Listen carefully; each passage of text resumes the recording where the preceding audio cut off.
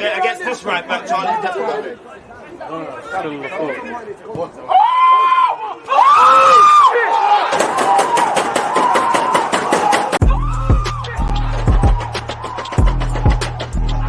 There's always just that active red line defending. I think it's like.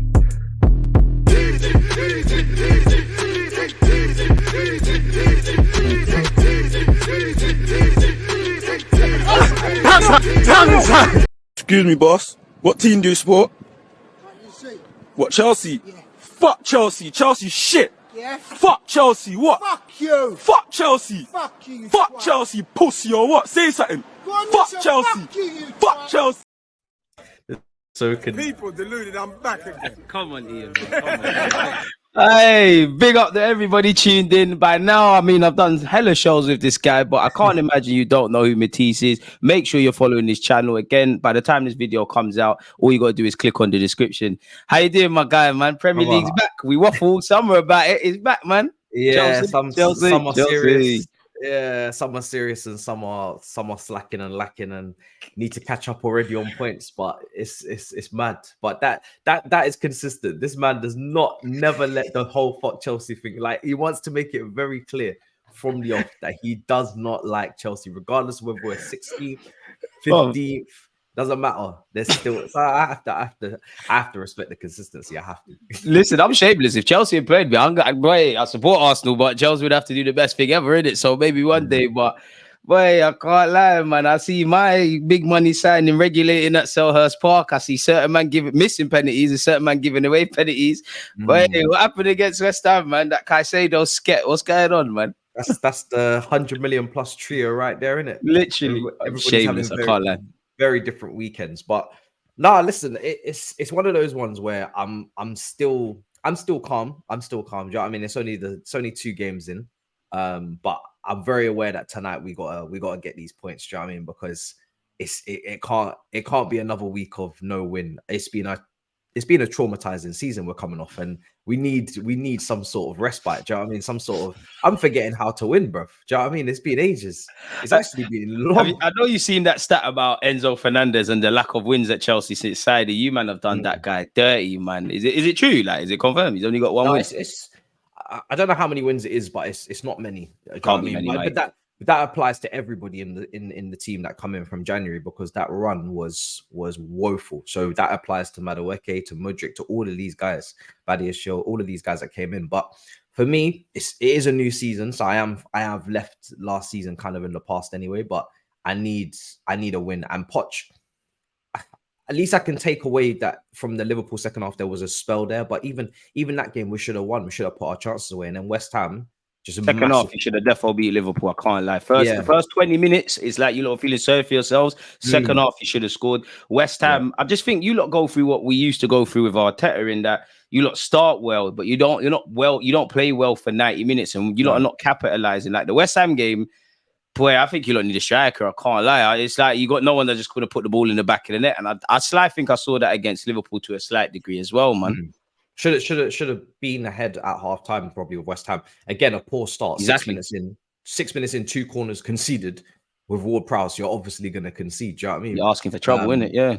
Exactly. And then we improved as the half went on again. Should have been ahead. Should have took more chances. Obviously got the equaliser, missed a penalty. And then second half, I don't know what that was. Just mad capitulation. Everybody was just awful. Do you know what? The one thing I can take away from that was Sterling. Sterling was brilliant, man. Yeah. On the right hand side as well. I was shocked. Yeah, because bro, Sterling has been getting heat, like, and probably rightly so, because his performances haven't been up to where they should be for someone of his experience. But that game against West Ham, he was electric, man. He was on it. So I need him to continue that. It's Luton at home. Do you know what I mean? Like, if I can't get a win here and a comfortable one at that, then wow. Do you know what I mean? We got some deep rooted problems. No, man, you're not on your J. Like, again, as much as I want Luton to win, I think Luton are terrible. I think this is the platform for, if you're Poch to sit there and say our season starts now, whatever happened against West Ham, whatever happened against Liverpool is neither here nor there. You can take a point from Liverpool. I'm sure if he was offered a point, like with Liverpool fans before the game, you would have taken it. Obviously, how the game transpired, both teams probably thought they could nick the extra 2. West Ham was shambolic. I personally think you're going to batter Luton. Again, I hope to be wrong. It's just they look terrible, really and truly. Before we carry on, your summer signings, what have you made of them so far? Because obviously, the Sassy 1 week looked quite good. He had a bit of a disaster class in his last game. Who else have you lot said? I can't keep up, man. Obviously, Caicedo is going to be a hit, but he's only been there 5 minutes. Who the hell have you lot signed? Jackson as well up front. He looks good. Yeah, Lavia can't play yet. Jackson, I'm really happy with. I must say, I'm very happy with Jackson. He's just got to put the ball in the back of net. That's the only thing lacking. That's the only thing, because literally his whole game is very refined.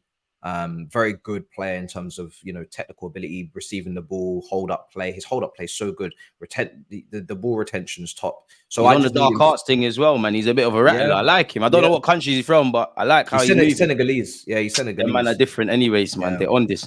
So all I just need really is him to put the ball in the back of the net. The only weakness that is clear and glaring is that he's not a good header of the ball. But we knew that when he came in. Very similar to kind of like Tammy Abraham when we had him as well. Tall striker, but can't head the ball. On Icy Freeze are not on heading, man. They're not on this thing. We're not on this thing. Can't lie. We don't do headed still. But yeah, Lavia Caicedo. Lavia's not going to play for I think a few weeks because he's still coming back. You mentioned the defender. I mean, it went from hero to zero. Scored on his debut, and then West Ham horrendous. So, but I've still got hope that he can, respond and bounce back. I'm not going to judge him this early. Even though a lot of people are already onto him, like what's going on with this signing. So his life. Sanchez is in goal. I'm not gonna lie, with that one, it's very much a sideways move, I think, from Kepa. It's not really a massive upgrade. Yeah, Kepa was bad, but Kepa last season wasn't terrible. Like our defense last season wasn't terrible. He still made some pretty big saves. The only thing with Kepa is that his cross collection was awful. Sanchez has got that, but I don't see Sanchez making these kind of worldy saves. I don't see him like keeping us in games. I think he'll save what he's expected to save, and he won't save what he's not expected to save. He'll do a decent job. Cross collection, he'll help us.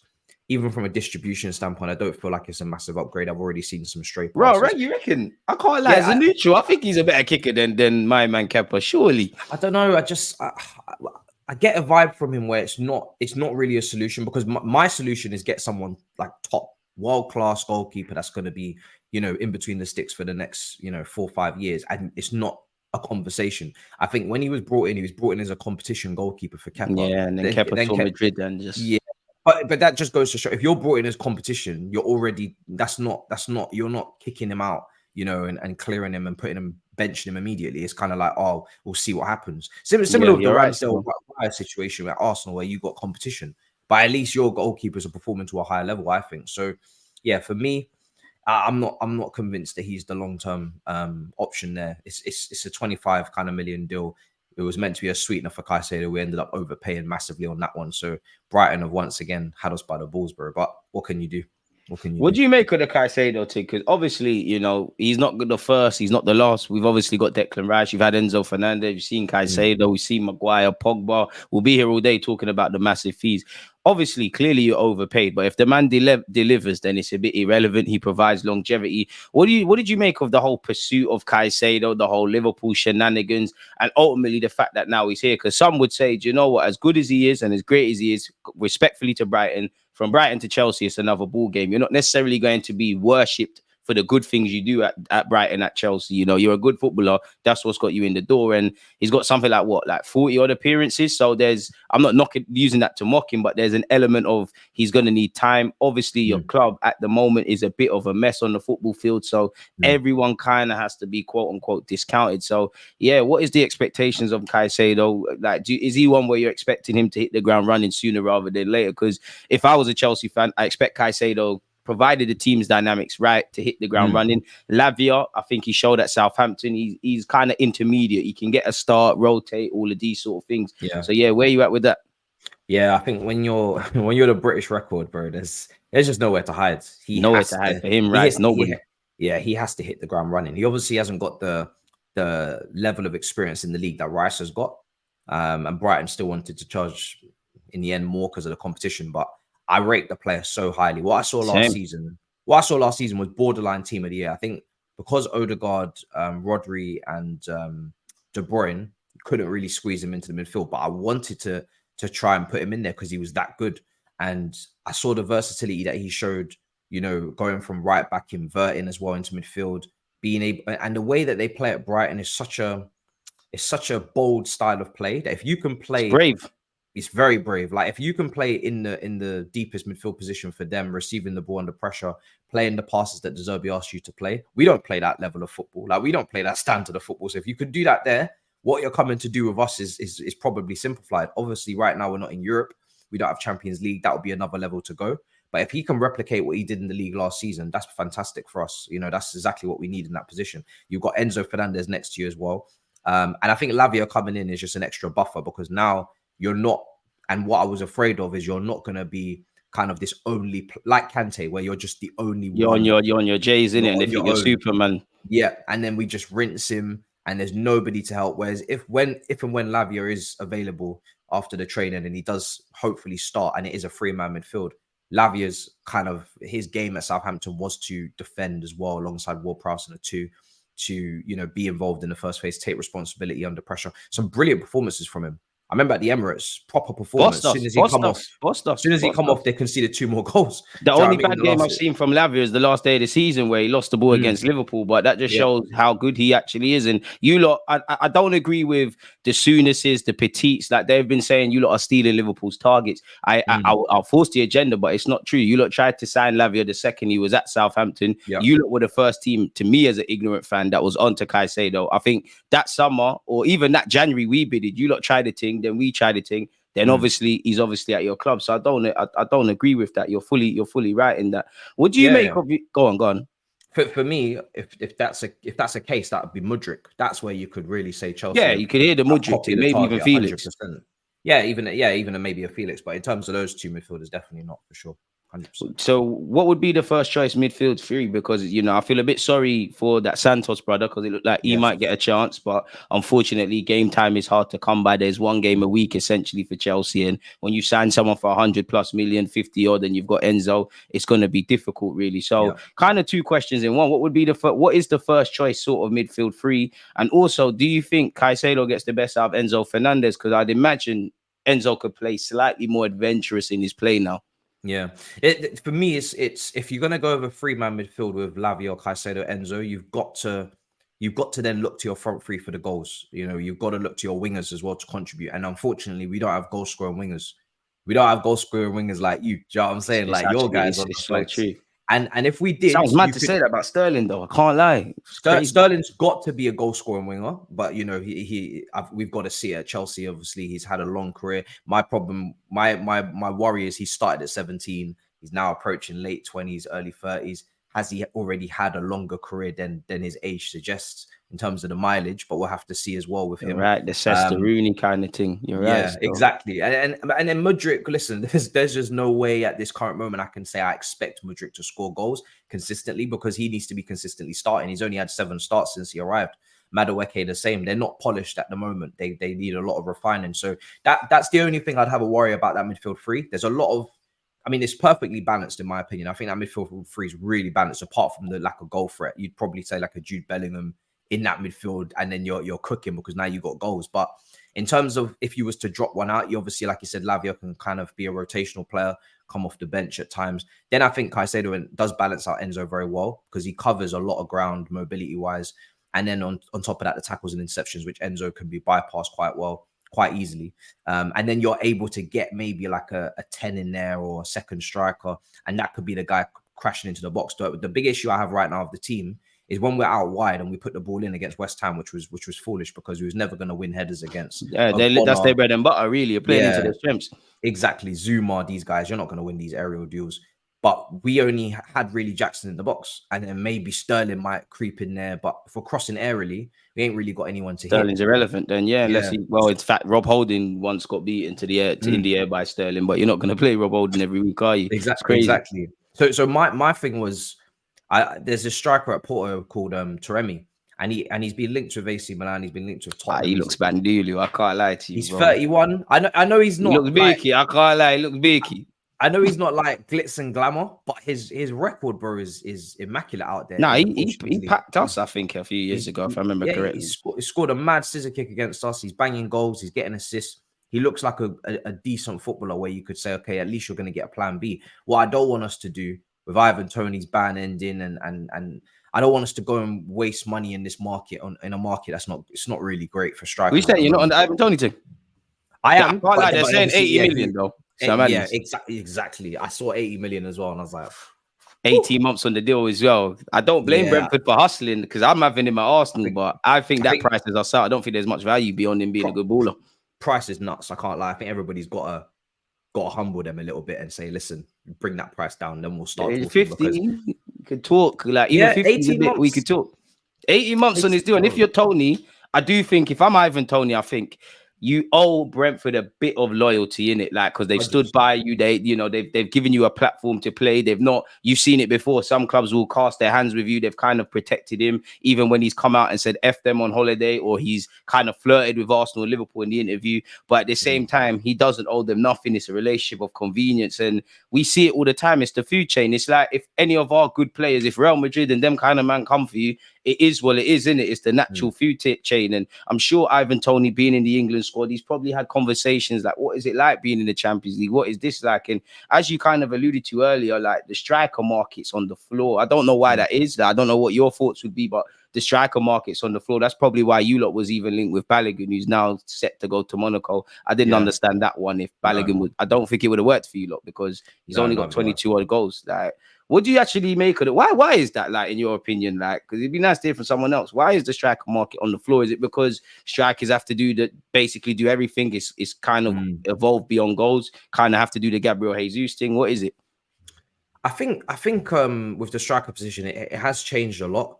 You look at Jesus, you look at Jackson. These guys are brilliant outside of the box. They're almost creators now. Like I think the 10s leaving the game has made the strikers have had to come and like really do what the 10s do, and then if they can do what a striker's meant to do, then that's a bonus. It's almost like you have to be able to receive in between the lines. Now you have to be able to drop deep, you have to be able to pass, you have to be able to dribble the channels and all of them things, because you don't have that 10. And even Odegaard, he ain't playing as a 10. That's the guy I was just thinking of, and it's like as much as I think Odegaard would be kind of one of the last players I would describe as an organic 10, I don't think he is. I think he's like an 8.5. I think he's kind of got that Mesut Ozil thing, but he's fairly tenacious and things. I think poetry and motion's gone. You look at Ozil, he kind of died. James Rodriguez kind of died. I think David Silva would be the exception and Bernardo Silva because they ultimately they adapted in it. Maybe even Kevin De Bruyne, they adapted to this new age stuff. You're right. So that's a good point. Yeah, one of the few left maybe would be Maddison at Tottenham. At Leicester, he's playing right mid a lot. Do you know what I mean? He's playing off the flank. So, but I think that's got a part to play because when you've left that kind of gap without the 10 now, you need someone to link it all up. Otherwise, it's a disjointed attack. You can't have the striker doing what the striker used to do and just wait. And there's just this big gaping hole in the middle of the pitch that nobody's gonna take up. And then obviously now the wingers have taken more responsibility with the goals as well. And they used to be more creative and they used to go down the flanks, be a lot more. I feel like wingers now they're not as skillful and as talented as they used to be in terms of taking people on. And now it's all about off the ball runs and getting goals and finishing. Get into the box. It's inside forward stuff now. Yeah. So it's changed. But the market is bad, like you said. Like we're talking about, Chelsea. We're talking about Vlahovic, who Juventus don't really want to keep. He's got injury issues, and it's just not a great market. I think it's better to just leave the market alone. Wait, because this always goes in cycles. There's always a crop of strikers or talent coming through in positions, and you're like, I want to be there when that happens. I don't want to be stuck in this 9-year, 8-year contract for a striker that's you're not really convinced on when you signed him, has injury issues, etc. And then you're blocked from going in for these up and coming strikers that will come through. You're right, man. And one I like is Ivan Ferguson, but as you know, he's at Brighton, so 18 years. But yeah, if you ain't got 100 million, you can't even start dialogue with them kind of brothers. There is absolutely mad. So what would you say is what you lot are left to do in terms of incomings and outgoings then? Because obviously you've touched on it. You're missing a striker. What else are you lot lacking? What else do you lot need to do in terms of outgoings? I think for outgoings, we have to get rid of Lukaku. Seems like he's potentially going to go to training with the under 21s, then, don't it? Yeah. I just need him out ASAP, honestly, as soon as possible. I can't be dealing with this guy in my club. He's even been linked with Spurs. I don't know if you lot will deal with each other. But yeah, I don't know. It's a weird link. I don't really think it will happen. Spurs, they won't pay his wages. I don't think he's on like 300 and something K a week. That's the problem. 325, 350. Hudson-Odoi also got a. Who? I'm awake. Who? Who is that? Who is that? Not the 1v1 demon, generational talent. Yeah. Fulham or Nottingham Forest for him, I think. Swag with Matt Turner in that. Boy, boy. Those are the links. Bobby Reed's looking better than him. I told man where to rest. Life change fast. It's actually peak what injuries and how life can just change for guys, man. He's a decent player though. I just need to see him playing regularly now. See what he can conjure up, if he can respond to what's happened in Germany. He didn't really have a good loan out there. He's got to go. Ziyech is gone, thankfully, to Galatasaray. Finally didn't fail a medical. I don't know what was going on with him. Bro, I was praying on that medical, man. I needed that guy gone as well. I was tired.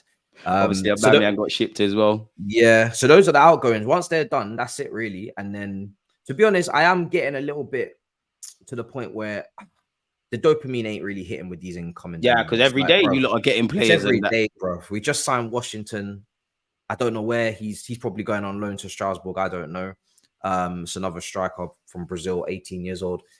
If they shut the window now, I wouldn't actually. When I come to think of it, I would have preferred to keep Santos, because I think we could have potentially had something with him. We have an issue right now with the 10 where Nkuku's injured, then we use Carney, he got injured. So it's really Gallagher. It's Gallagher. Spoke about Gallagher playing 10. Woof. Yeah. It's horrible stuff. I'm not a fan of that at all. I would have sold Gallagher to West Ham. I'm not going to lie. I would have sold him straight up. 40 million when they bid. That's good value. I was dancing, bro. I was dancing. I was celebrating. I was like, yo, this is the type of money you just don't turn down for a player like Conor Gallagher. But we obviously, Poch likes him. We've got other ideas. But I would like to think that we could use internal solutions as well. If we're not going to get, say, a Cherky, Kudus has gone to West Ham. I don't know why we haven't really looked at him. He's kind of. I don't know why.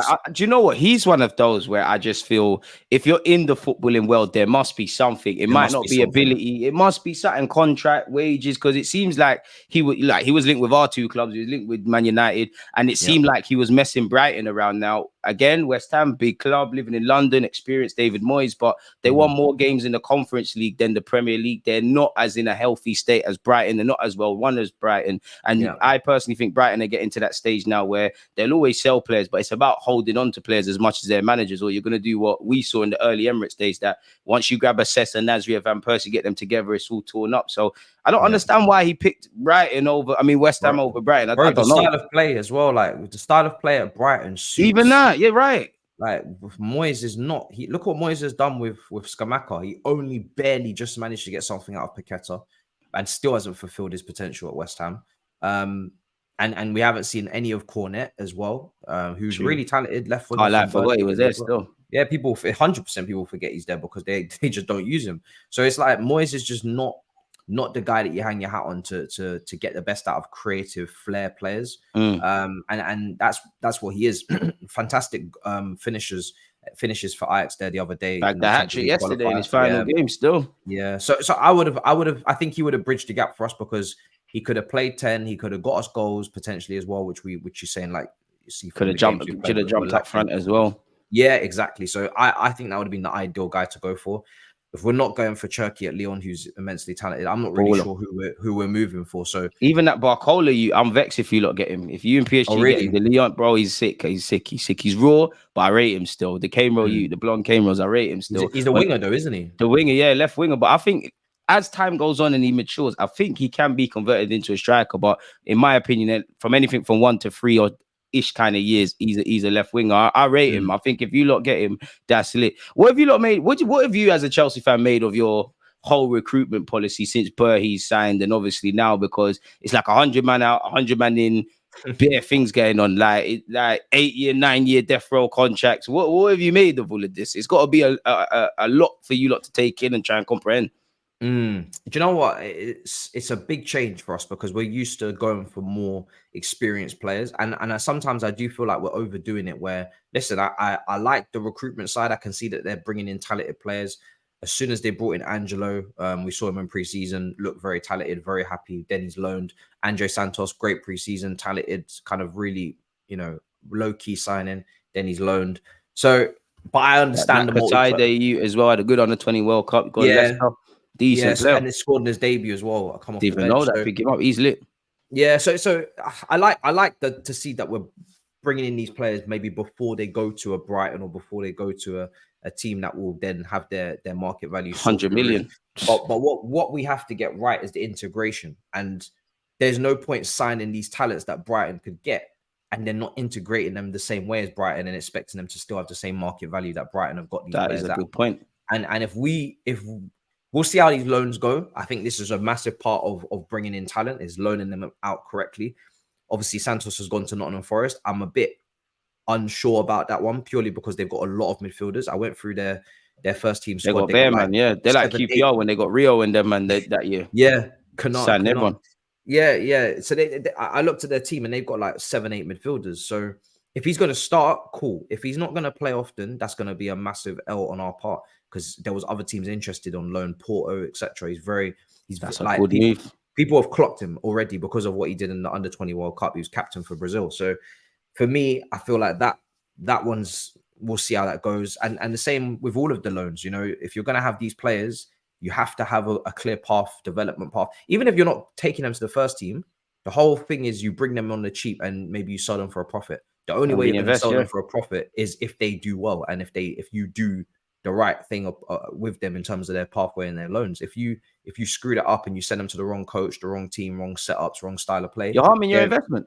Yeah, you're harming your investment. You won't make a profit, and then now you're making losses and now it's looking very stupid. So we'll see how it goes. I think we could do with not always going every single signing under 24, under 23. You lot had won the kids FC, man. It's football manager settings. Like, I get it because it's long-term building, but at some point, I think you do need some little bits, dribs of experience. And Pochettino said that as well. But we'll see. Like, it's tough to judge them this early because a lot of what they've signed is potential. If the Mudryk signing doesn't come off, if Madueke doesn't come off, if I see these players in 18 months, 2 years are up for sale and we're trying to replace them with more young players, then I'm looking at them like, what are we doing here? Because now you've got that wrong. And now you're just spinning the wheel, and it's doing like the same thing, hoping for a different outcome. It's insanity, isn't it? As they say. And if you sign these guys up for 7-8 year deals and they don't play well and they are flops, you're in a little bit of a problem now because it's like the whole point of a contract running down is to you as a club get some power too, because now you don't have to keep the player. That player knows that okay, your contract's running out. You need to find a new place if this is not working out. To get a new job, yeah, that's also an advantage. If you've got everybody on long-term contracts and they're not working out, you've cornered yourself. You can only have so many players. You can only have so many players in a squad, and if those players are hard to move, and then I think wages-wise they're not on high wages, but for if they were to completely flop, 100, 110k is still a lot for a lot of clubs. Yeah, still a lot for any business, even a multi-million pound company like 100%. Chelsea and shit. Yeah, you're right. Yeah. So at least we're not sticking them on stupid contracts, but at the same time, they have to the ones that have cost the Mudryk fee, they have to do well. As with any clubs, they have to work, because if they don't, you're gonna make a loss. And we've already gone down a whole amortization. We can't really afford to be making losses in the future. We've gone down this route of, okay, we're going to maybe take a big loss, or we're going to make a lot of transfers early on, but we're going to spread it out. But you can't keep doing what we've done recently, and you can't not make profit on some of these players that you brought in. Otherwise, the books aren't going to balance. What happened to that Rennes midfielder as well, man? He's been there 5 minutes, and it seems like, you might be part of the squad. You might be going on loan. Is it Leslie something? Yeah, Leslie Okachuku. Yeah. He came off the bench against Liverpool, and this is when I started to think, okay, maybe he's leaped Santos in the pecking order, because Santos had a great preseason. Leslie's played pretty for a good team in the French league. They finished quite high. Yeah, Rennes. He's a good young player. It took me by surprise when you lot signed him, just because I thought maybe it was worth 1-2 more years staying where you are and then making that step. But obviously, money talks, and if you're presented with the opportunity to play in the Premier League, you're going to take it, isn't it?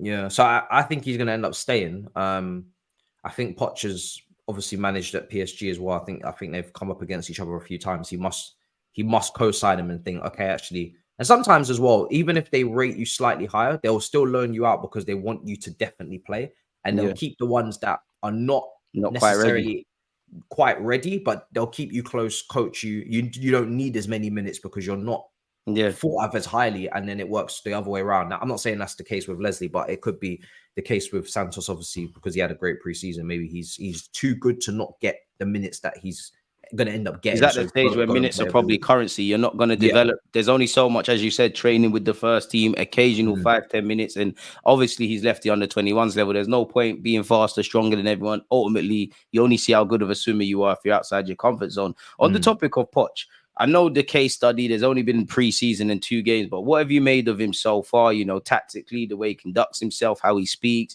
what he's actually spoken about? Because every now and again, I go and look at what he said, and he said stuff like, anyone that don't want to be at Chelsea don't need to be here. We need some more experience, as you said earlier. I think today he spoke about maybe needing another wide man, a 10, and he's previously spoken of a forward. So, yeah, what have you made of Poch so far? Or what's the sentiment within you lot around him? He's saying all the right things for sure. I've been very impressed with the way he's carried himself in the press conferences. He's speaking about winning a lot. I think he knows what kind of club he's at. I don't. He'd be an idiot if he didn't. Yeah, exactly. Now, for me, I think he does obviously require a lot of time and patience. If you're going to bring in a manager to develop young players, you have to have patience. Otherwise, you're got to learn from the bottom mistake, really. Yeah, you're in the wrong business otherwise. But I like the fact that he's talking about winning, because I do still think you can win along the way whilst developing. You know, even yourselves, you won the FA Cup, you know, immediately under Arteta. I don't feel like a club of our size should ever feel like we can't pick up one of the domestic cups. I think every single season, that is always got to be something that you go to Wembley. I agree in our case as well. 100%. Like the league, cool. That's a whole building block process. The Champions League is always hit and miss. It's very much, you know, favorable moments, and it's a knockout competition. You can never expect elite to win European competition. That you got to walk Yeah. before you can run, man. That's a 100%. whole different ball game. That Yeah. competition. You can never expect my to team's win going to that. find out later this season. Actually, Yeah, the only team that goes into that competition expecting to win is Real Madrid. Everybody else goes in there and they're hoping, but just with hoping the on a star. Yeah, with the cups, you got to collect. You got to try and collect. So I think that's kind of what he talks about, what he means by winning as well. It's not just really winning every game, but winning a trophy, which is important. I think for any young player, they need to get that first bit of silver under their belt. You don't want to become, you know, a good team on the eye, talented players, basically Pochettino's Tottenham, but you don't pick up anything. And I think he's probably learned from that experience at Tottenham, where he had a good team. They did overachieve, but he didn't win anything. So, you know, what is the objective? What is the end goal there? Here you can't do that, and he knows you can't do that here, because we're about trying to win trophies. So I think he understands that, but he's speaking quite well, and I'm glad he said that if you don't want to be here, you need to go, because Bust out, yeah. Look at this whole Lukaku situation. People are flirting with it, like they're like, oh, maybe he can come back. See why pre-season, early season is crazy, because people forget stuff. Let bygones be bygones. You forget the drama. Like, there's not been a single football club since Lukaku's touched the major teams that he's left cleanly. You know, the last two, fair enough. The first time he left Chelsea, it was over football, but he had all the whole, I didn't want to hold the Champions League, I weren't involved. He's going to leave Messi now. The United thing was messy. Fair enough. Inter was an exit, was a loan thing, but you left Messi. He comes with a lot of baggage. I don't think he's a bad footballer, but for the money he's on, for his stature in the game, and actually where Chelsea are at this moment in time, there's a million headaches. Lukaku don't need to be one. Like, it's not worth anything. The problem is it's easier said than done, because as you said, he's on like 300 grand a week. You're kind of at his mercy to want to actually make the move, really, because he can afford to probably be a bit stingy now. I don't fancy Saudi for whatever reason or not. The Juventus interlinks have gone. I don't know who he's linked with now, but these are elephants in the room that need to be addressed. And I agree with that. I also agree with your point you made about winning things, because that's how I look at my football team. It's like, ultimately, we're here to win trophies. That's why the money's been spent. And again, I mentioned the early Emirates era. There's no point having a Saliba, a Saka, a Martinelli, this guy, that guy, if we're not going to win stuff. Because at some point in time, you know, they're going to move. Even if we do win things, you know yourself, it's very rare that you see a squad stay together for more than 5 years max. If that couple of players are going to want to leave, especially, I'm not saying they will, but Martinelli, Saliba, I'm sure they love the club. At the end of the day, the man didn't grow up in the academy. They didn't grow up around here. So they're going to keep it moving. What do you make of Reece James's injuries, man? Because it's getting a bit concerning. Like, I like that. I really think he's a good player, but I'm no physio, but surely it's getting to that point where you're wondering how much is this taken away from what he could be now. No, 100%. It's extremely concerning. I think that's why we had to sign Malo Gusto, because we Another good player. needed a quality option, because we knew he was going to get injured, and it's like, it's a shame. But when we signed him, I immediately was like, okay, cool. Like, regardless of what happens with Reece, I know that we can continue to still play the same style. We have someone young that's athletic that can get forward. We're not dealing with an Aspilicueta situation where it completely throws us off our style of play, and we have to completely adapt and change how we've got a weak point on and off the ball. So the fact that obviously Reece James is much better than Gusto in terms of his complete package. When he's at his best, he's for me one of the best fullbacks out there. But I'm not losing sleep now, and that's the key word. Like, we're not losing sleep when we see Gusto in the lineup. We're happy to see him. Very good player. Excited to see what he can do on the pitch, and that's kind of the position that we've had to be put in, because Reece just can't stay fit. And I don't know if he needs surgery. Like you said, I also say it as well. I'm not a doctor. I don't know, but I don't know if it's surgery or what it is. But they've got to do something, because if he just keeps picking up these injuries, he's never going to fulfill his potential. It's impossible. You know, and he's the captain now as well. Like, you want to be ever present. You don't want to be them captains where a team's won something and you're putting on your full kit and they're all doing the kumbaya thing for you. I do think he'll get through it, but I don't know. Again, I don't know the man. I don't know if it's diet. I don't know if it's recovery. I don't know if it's in the modern day, if it's stretching. He's obviously a very athletic man. Like, I don't know. Are you banging gym too much? Yeah. Is it just merely coincidental? Is it something where you might need another bit of surgery and you've kind of been going against it and you're getting these nogs and niggles? Because unfortunately for him, you don't want to end up like Loftus-Cheek, where, you know, Loftus-Cheek was at Chelsea for a while. He's at AC Milan. He's been capped by his country. He's been good, but he hasn't really made significant progress. And you're kind of talking about the same things you were when he was 17, 18, them kind of ages to now. You don't really want to get into that scenario. As an Arsenal fan, I've seen plenty of players, and we've probably got some now that have injury concerns and don't reach their full potential. Jack Wilshere as well, the biggest example. Another one who should have had surgery when he was like 16, 17, and then he didn't really. And you still won a couple of cups. You got cut by your country, but that's all you're really spoken of, really. And then by the end of your career, you couldn't really play at West Ham. You know, you were struggling. I actually think he went and signed for a next club. I don't even know. But either way, it didn't start how it's supposed to end. You can't go from bullying Xavi and Iniesta to, like you said, running away from El Nene and Xhaka, really, going Bournemouth on loan with the greatest of respect to them. So it's sad, man, really. Especially, not that I wish injuries on anyone, but it just seems like players that are really talented pick up these injuries. Like, even you've probably seen it yourself during this pre-season, Lord knows, or early season, the amount of ACLs you've got in Nkunku. Unfortunately, Timber's gone. I'm sure there's Fofana, there's out for the whole season. It's never the bench players, bro. It's never the shit ones. It's never the players that you're not planning on using heavily. The squad. It's always the starters, and it's like Fofana, Nkunku. Carney has a goal against West Ham, bang, out for 6 weeks. He should have played a lot more last season. I actually rate him a lot. He's one player on agenda, man. He's a baller. Yeah, he's talented. There was a lot of, you know what, last season, as awful as it was, there was a lot of opportunity to make it better with some, you know, fresh faces and some. That's what you should have did. What we did with Saka and Smith Rowe. I thought he would have been the guy. We didn't do that. You know, we didn't want to play Datra Fofana much. We didn't want to play Carney much. We wanted to go with. I saw so many times these players playing, and I'm like, you're not going to be here next year. Why are you on this pitch? Why are you even coming off the bench? Why are you even in the squad? Obviously, it's easier said than done. You're dealing with personalities and whatnot, but it's a shame. So I feel like a lot of time was wasted there at the back end. But yeah, in terms of the injuries, we've had a lot now. I think we've got currently 9 injuries. Chalobah's injured, but not really part of. Yeah, I think Sky Sports said 7, 8, 9 players ain't trained going into Luton. Now, respectfully to Luton, based on what I've seen from you lot, Luton, like I think a couple of Chelsea kids could have played. Like, it don't matter. You should be winning that. There's no excuses, regardless. I don't care who's available. Bro, they're a championship side. Respectfully to them, and it was a playoff thing. You should be smacking them in, really. Yeah, 100%. And for me, there's no excuse tonight. If I can't even comprehend not winning that game. I can't even, because neither can I. I would genuinely be. If I'll be genuinely shocked.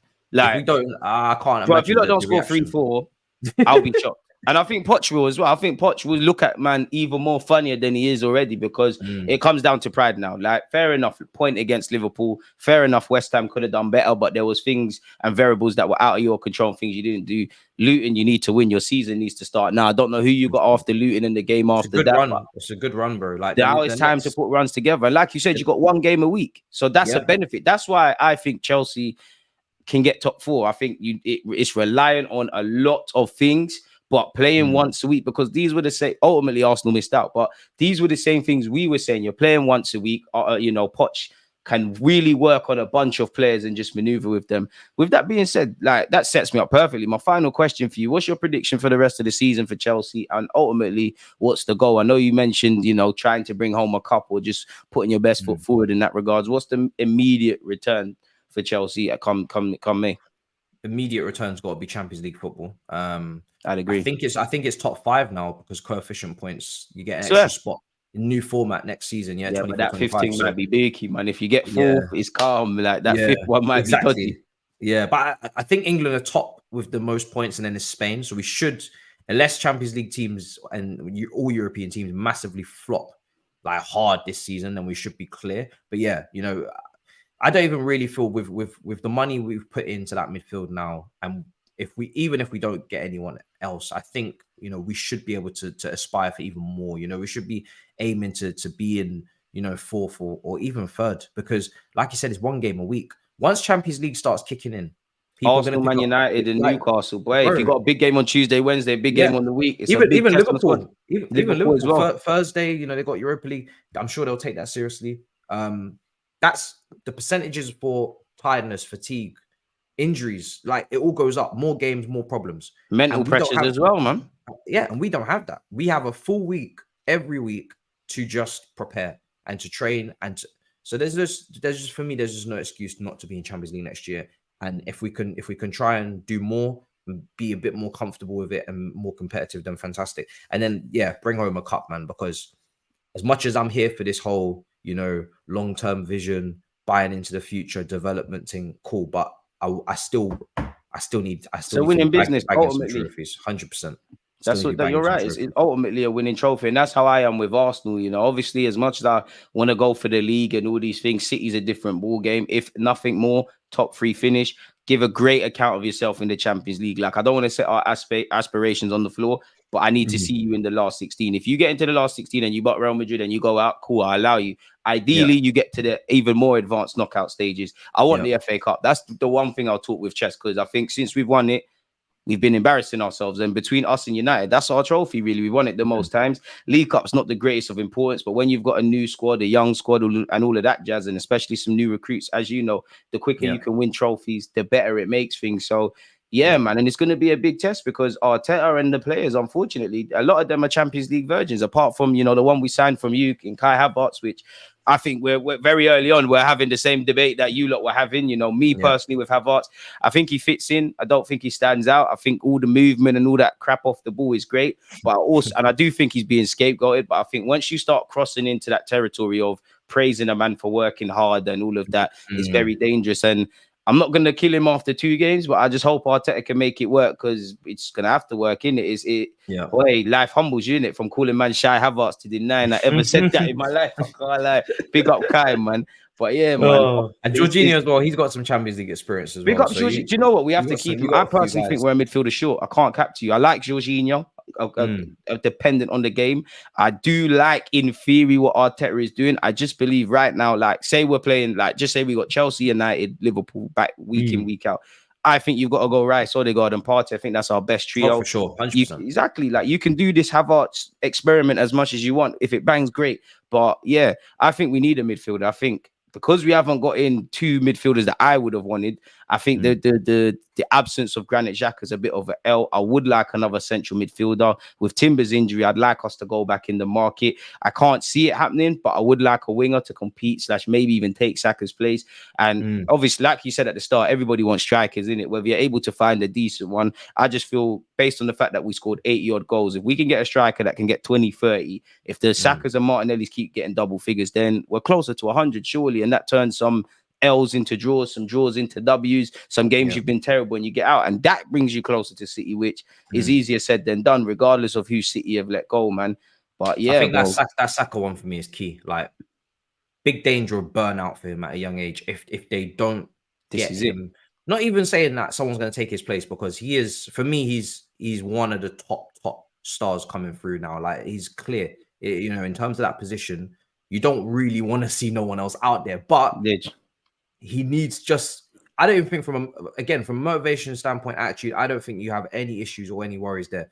It's just, if you do need to rest him, even if it's a sixth round, you know, sixth group game, Champions League, already qualified, cool, out, cup game, out, you know, just home game, Luton, out, just a couple of times, just to keep him, just to keep him towards fresh. the end of the last season, he gassed a lot of boys gassed out here, really. And we don't really right wing. And like, I agree with you, because a lot of people at Arsenal, we talk about, he's lacking motivation, and it makes sense. You know, you're getting big money, you're in your early 20s, you're living in London, you're wearing the number 7. You've got every reason to get complacent, but I don't think he's that kind of guy. I agree with you in that. I do think us fans, we overdo it with the rest and the injury stuff, but I do think we need to get somebody in. That's where Mudryk would have been perfect. I can't remember the game, but I saw him come on that right wing, and I thought, oh, you know what? Maybe that was the angle with Arteta, if you could just get some confidence. Obviously, Pepe's a myth. Fabio Vieira's an 8 and a 10. Occasionally plays out wide, not talking to him. Nelson's there, but he's not talking to him. Smith Rowe, Trossard, Martinelli can move over there, not talking to him. Obviously, if you sign the traditional 9, Jesus could play on the right wing, and that could be a legitimate internal kind of competition for Bukayo Saka, because I'm starting to believe Jesus is better out, could be even more effective in that regards for us. But I don't think we're gonna get that, man. I think if there was an angle to do the couldas thing, I think us and you lot and anyone else could have, but for some reason, whether it's other priorities, haven't elected to do it. I don't really think there's bare wingers out there. We was linked with Diaby. Obviously, he's gone to Aston Villa, and for the money, I couldn't see us doing it. So we're just gonna have to find someone who's gonna compete with the potential new face of Arsenal, because they know what they're signing up for. You know, it is a rotational role, max. Like, you're gonna be depth. It's now I'm looking mainly probably Trossard over there, if anything, really and truly. That's someone that, out of all of them options, I think he's the most comfortable on the left, on the right, because of obviously he's been through it, innit? He's not learning his game and things like that. But we'll have to see, man. As I said with Arsenal, I don't know about you lot, but with us, I think on our day we could take on anyone. Unfortunately, it's about how you are at your worst, and I think we have this element of shooting ourselves in the foot, as you saw at the tape. Well, better yet, as you saw highlighted at the end of the season, because I think the signs were there at Brighton away, personally, Man United and Bournemouth at home. So we'll have to see, man. What content you got to come out, man? Before I let you get out of here, I assume you're doing a watch along today. Yeah, of course. Watch along will be there. Review will be there. Preview's already out. And yeah, man, just praying for no drama tonight, because we're the only game on. We're broadcasted live. We're the only ones. You won't rub out, man. You can't rub out to Luton. You can't rub out to Luton, man. But the problem is, if we ever dare to have a sticky day, everybody will be ready. Yeah. I'm ready. I can't lie. I'm on the shameless thing. I'm ready. I'm cheering on Luton until the first goal goes in. I just think, based on what I saw from Luton I can't remember who they played, but on the first day, it might have been Brighton. On the first day of the season, you lot are gone still. You lot might, I don't want to exaggerate, but you lot remind, Derby County. Exactly. I was just about to say that. You remind me of that Derby County that season. You don't look good enough. Like, the players don't look good enough for Premier League football. Like, it looks like League One, lower end championship. But again, you know, I was kind of saying stuff like this around Bournemouth last year, and look at their turnaround. So I don't want to write Dons off, man. So yeah, obviously you've got the watch along, you've got the preview out. Any other things? Tomorrow, just more watch alongs as well. I think I'd love to be able to say I'm going to be able to do some sort of tactical reflective piece on this game, but if we batter them, then there won't be much to reflect on. You just won the game, happy on the 3 points, keep it moving. 100%. But we will probably watch the highlights back a few times, because we never know where our goals are coming from, so we have to enjoy when we get them. Oh man, hey Matisse, it's always great being here with you. Love for giving up your just under 50 minutes with me and talking everything. People, make sure you're subscribing to the channels, you're hitting the like button. All you got to do is click on his name in the title. I can't imagine, if you're watching me, I can't imagine you're not, but if you aren't, hit him up. He's a Chelsea fan, but he's a good lad. There's only about 2 of them in this world. But yeah, man, on that note, like, comment, subscribe, people. One love, we're out. See. There's always that active red flag. Defending, I think, like